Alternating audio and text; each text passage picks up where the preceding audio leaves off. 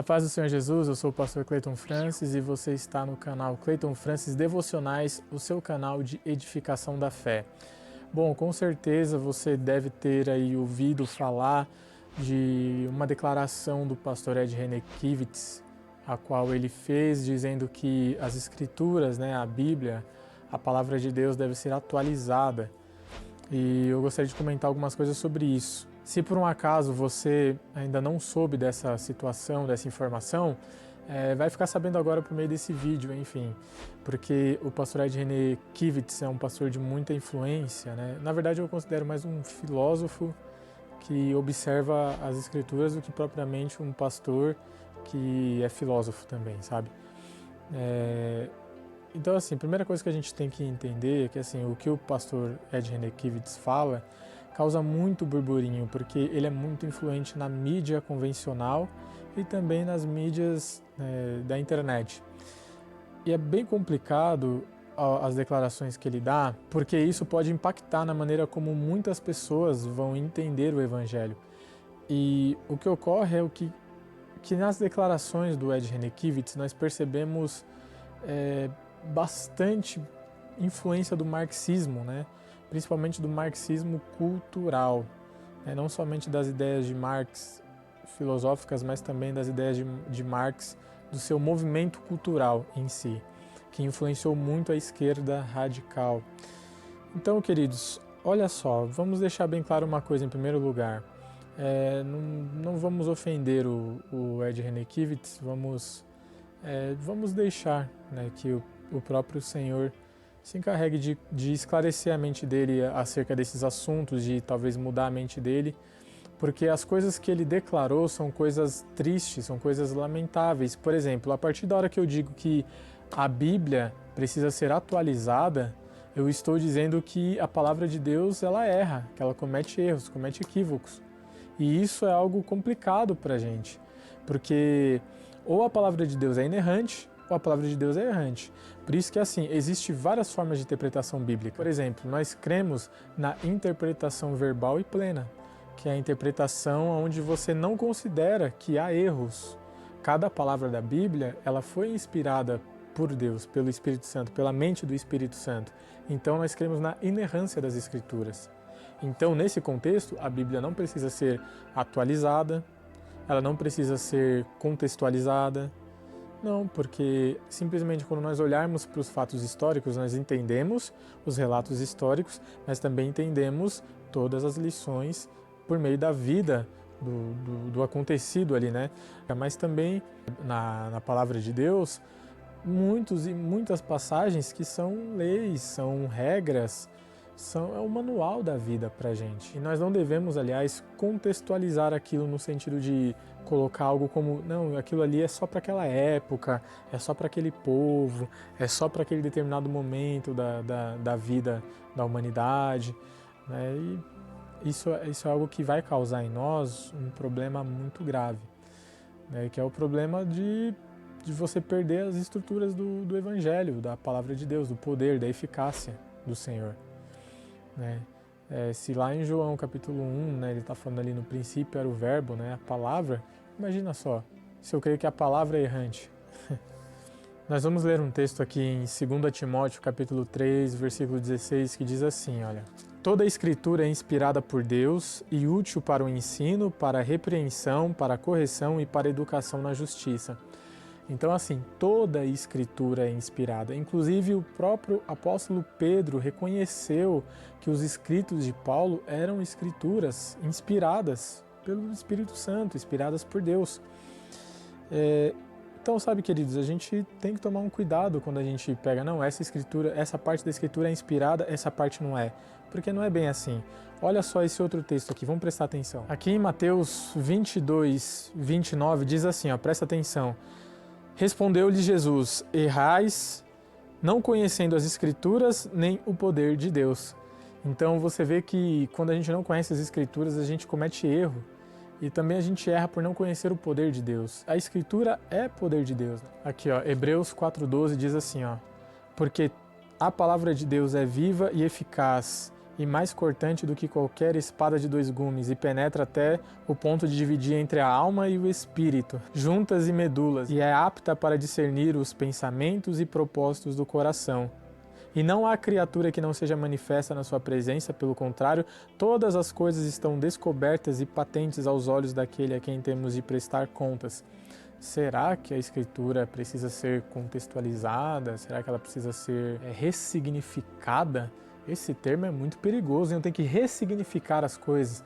Ressignificar é trazer um novo signo, né?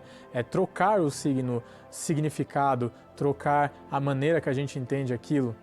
Isso é muito perigoso. Olha o texto aqui também em Gálatas, capítulo 1, versículo 8.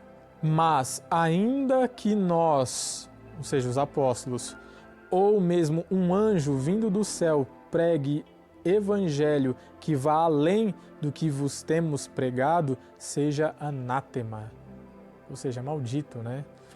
Então, queridos, não considere o pastor Ed Renekides anátema, mas sim as suas ideias com relação a essa ressignificação da palavra de Deus, né? Porque isso soa muito perverso, na minha opinião. Mas vamos pensar aqui um outro ponto de vista, rapidinho.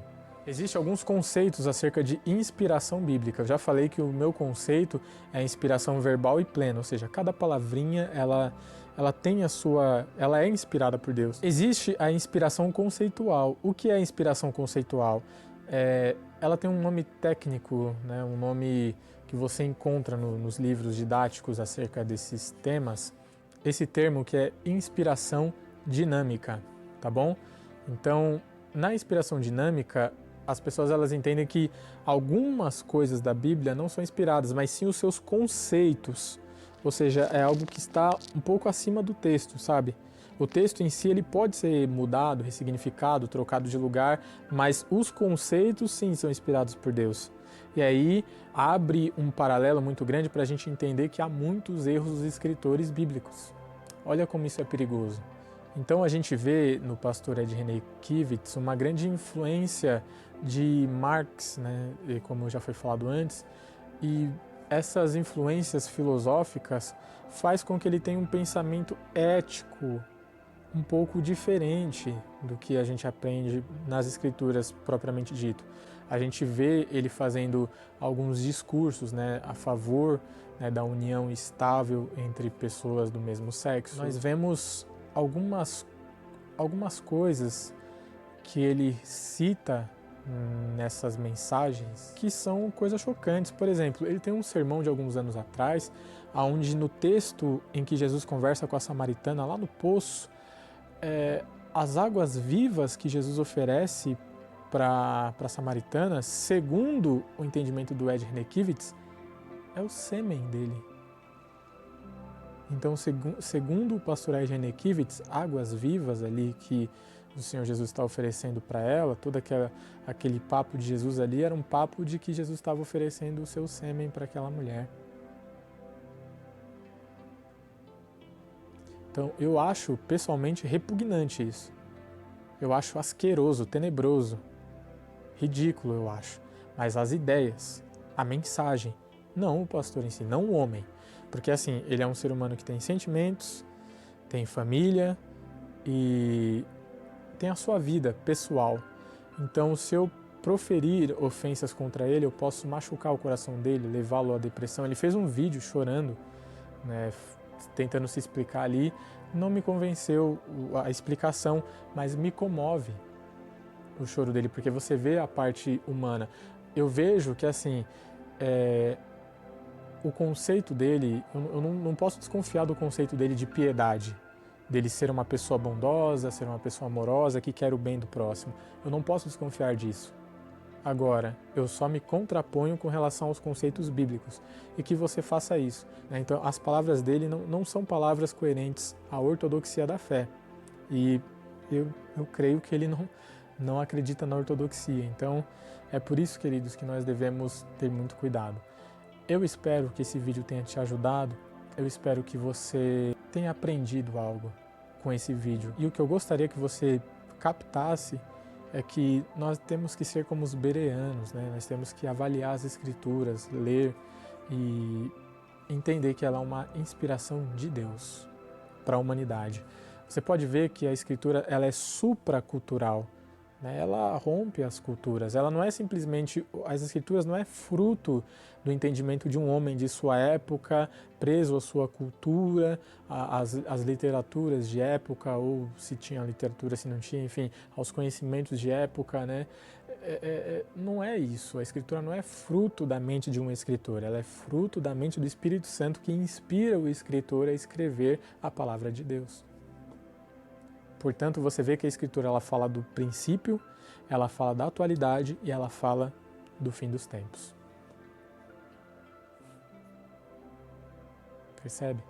Então, toma muito cuidado com aquilo que você come, com aquilo que você se alimenta. Vou mostrar algo aqui para vocês.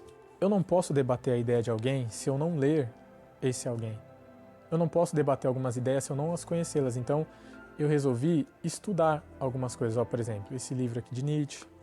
Nietzsche.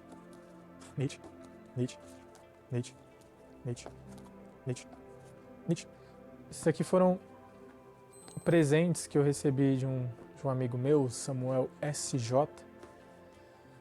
E eu mergulhei para ler, para saber dessas ideias. Eu já tinha outros livros também, olha só.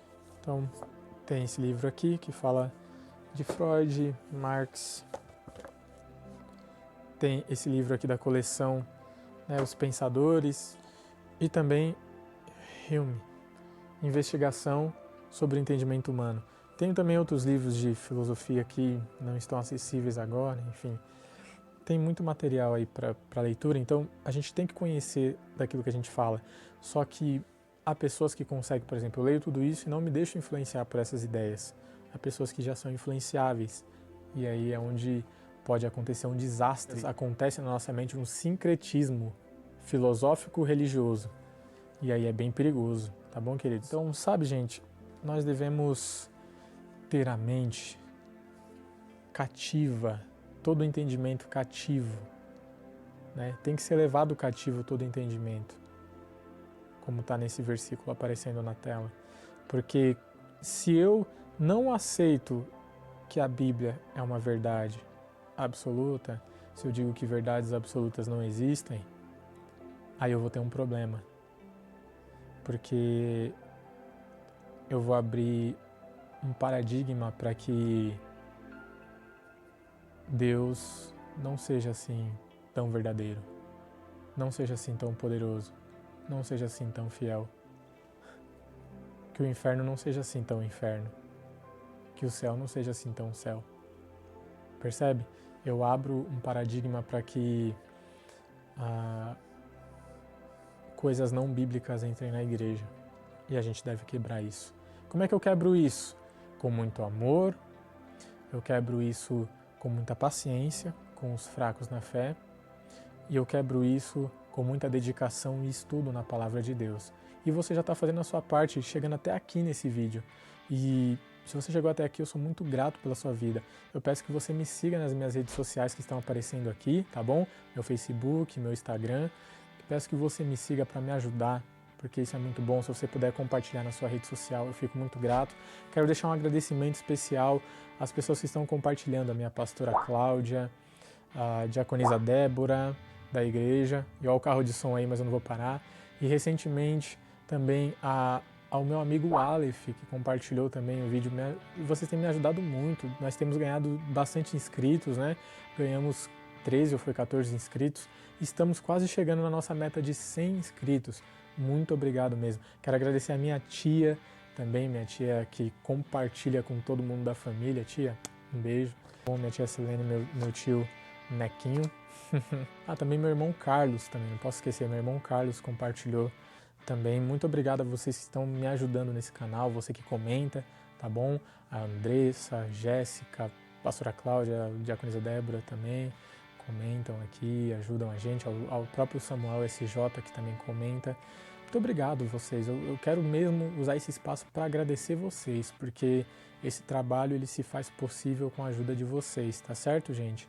Muito obrigado mesmo pelo apoio de vocês, eu sou muito grato pela vida de vocês, tá bom? Então vou deixar aqui uma pergunta, responde aqui para mim nos comentários. O que você acha dessa declaração do pastor Ed Renekiewicz? Escreve aqui nos comentários que eu quero saber a sua opinião, hein? Então, muito obrigado pelo prestígio da sua audiência. Se você não é inscrito no canal, vai aparecer um vídeo aqui para você clicar. Vai aparecer aqui um botão para você clicar em se inscrever. E se você já é inscrito, aqui vai aparecer um vídeo para você clicar e assistir. Clica aí que eu tenho certeza que Deus vai te abençoar. Tá acabando o tempo, hein? Tô esperando você clicar.